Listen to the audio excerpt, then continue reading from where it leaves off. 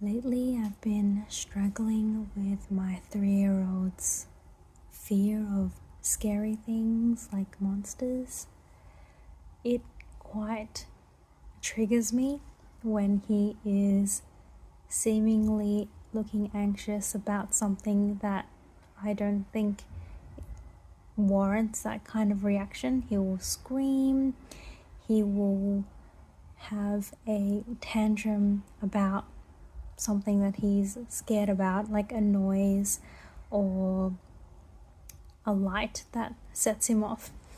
And I will notice that I really can't regulate myself in that moment. I feel really reactive to him and his tantrum, and I'm trying to logically tell him, like, everything's fine, I'm here, I'll protect you, or nothing is there, or something like that. And I just kept staying in this loop where I couldn't quite solve it, and I felt really stuck these past few weeks. And all of a sudden I had an aha moment where I looked inward and reflected on why I was struggling to regulate myself whilst he was acting like a normal 3-year-old who would have anxious moments about things that I couldn't understand. And it was probably because my parents didn't know how to react when I was going through something like that as a child. And so perhaps they didn't validate me, perhaps they were trying to talk me through it logically and they couldn't understand, and perhaps they even threatened or used fear-based tactics to make me stop communicating or try and force me to calm down. And so reflecting on what my parents would have done when I was a child to then how I'm reacting now and not knowing what to do when my son is going through that was quite a light bulb moment.